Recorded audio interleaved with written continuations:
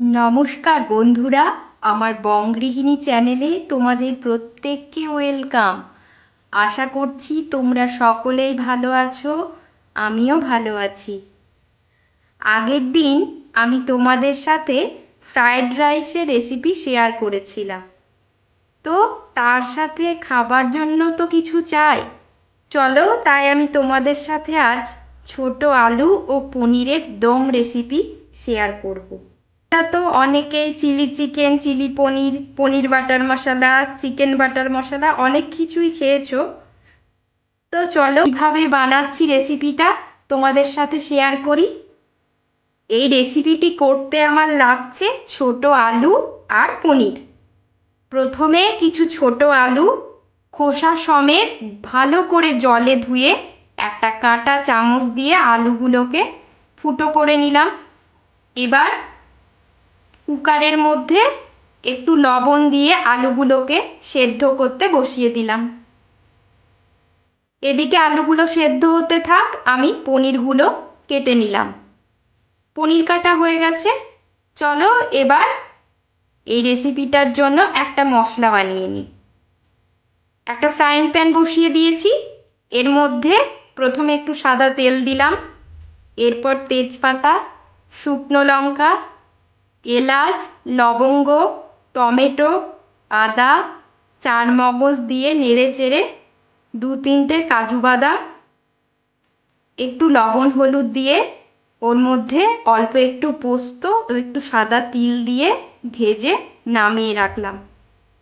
মশলাটা ঠান্ডা হতে থাক। ঠান্ডা হয়ে গেলে মশলাটা আমি মিক্সার গ্রাইন্ডারে পেস্ট করে নেব।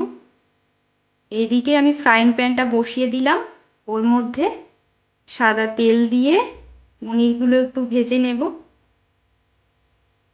পনিরগুলো ভাজা হতে থাক, ওর মধ্যেই আমি সেদ্ধ আলুগুলোকে দিয়ে একটু এপিট ওপিট করে ভেজে নিচ্ছি। আর আমি একটু ক্যাপসিকাম আর বেল পেপার অ্যাড করেছি। এটা অপশনাল, তোমরা তোমরা এটা নাও দিতে পারো। এগুলোকে একটু ভেজে নিচ্ছি। আমার ভাজা হয়ে গেছে। এবার আমি পনির, আলু ও ক্যাপসিকামগুলোকে তুলে রেখে দিলাম।